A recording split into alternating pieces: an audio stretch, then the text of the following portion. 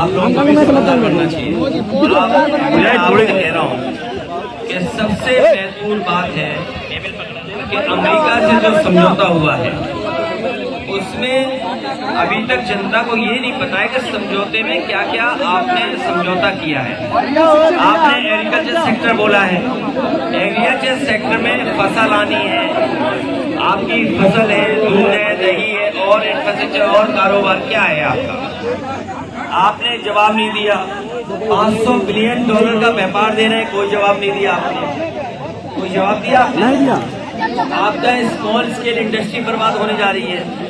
आप कह रहे हैं कि हमने इतने समझौते कर दिए, कौन सा कारखाना लगा दिया बीजेपी वालों ने यहाँ पे बताओ। और नई उम्र के बच्चों को बहुत शुभकामनाएं, बधाई देता हूँ।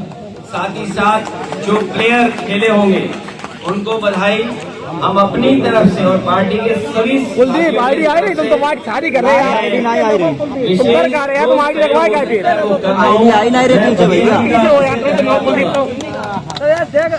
जिनकी वजह से मुझे यहाँ आने का मौका मिला।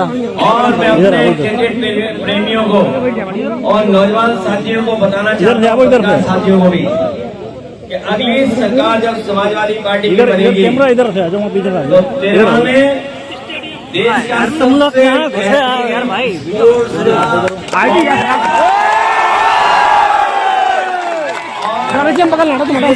आपका एक्सप्रेस बना है।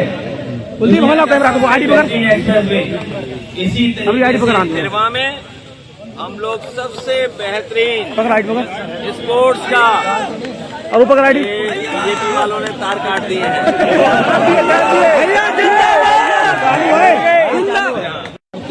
हिंसा इसलिए बढ़ गई कि बीजेपी को फायदा होता है हिंसा होने से। जी भैया ये देश के प्रधानमंत्री होने का 2 किलो गाली की बात कर रहे हैं, और देश के प्रधानमंत्री अपनी सेहत का सही रहने का 2 किलो गाली खाने की बात कर रहे हैं।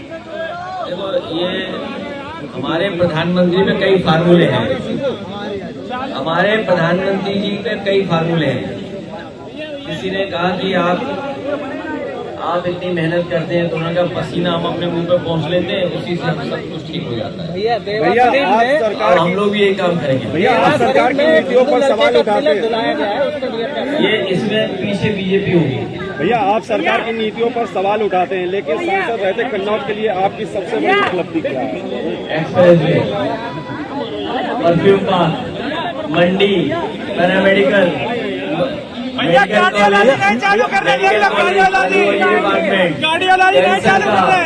इलाज, इंजीनियरिंग कॉलेज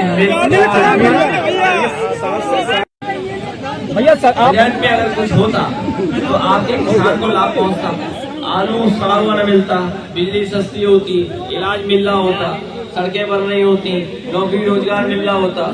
और बिजली का बिल कितना आ रहा है, डीजल पेट्रोल कितना महंगा हो गया। अग्निवीर के लिए पहले भी लड़ी, फिर लड़ेगी और भविष्य में लड़ करके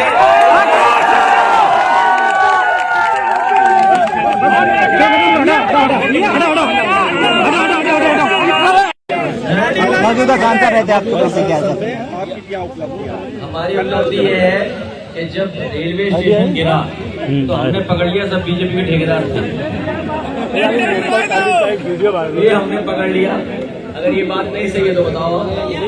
उसके बाद विकास भी खोखला है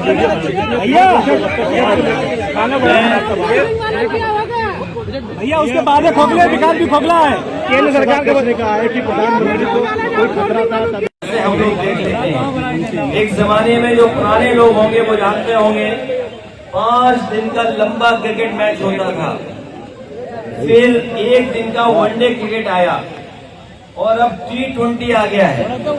और T20 के बाद ये टेनिस क्रिकेट टूर्नामेंट अपनी नई ऊंचाइयों पर पहुंच रहा है। ये ऐसा खेल है टेनिस क्रिकेट का, किसी भी उम्र के लोग खेल सकते हैं, बुजुर्ग भी खेल सकते हैं, क्योंकि उन्हें चोट लगने का डर नहीं है। नए बच्चे, प्रधानमंत्री को कोई खतरा नहीं है, बीजेपी ने खतरा पैदा कर दिया है देश के सामने।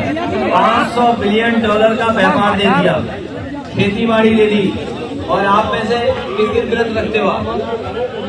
कोई न कोई किसी न किसी दिन व्रत रखता है, कोई मंगल को रखता है, कोई सोमवार को रखता है। कोई बृहस्पति को रखता है, कोई शुक्र को रखता है, कोई शनिवार को रखता है। तो ये जो व्रत रखने वाले लोगों को मैं आगाह करना चाहता हूँ कि बीजेपी ने अब अमेरिका का दूध दही लाने का फैसला ले लिया है। जिसमें दूध दही आएगा उससे बनी हुई चीज आपने खा ली तो सोचो हमारे सनातनियों का ज्यादा धर्म चलेगा।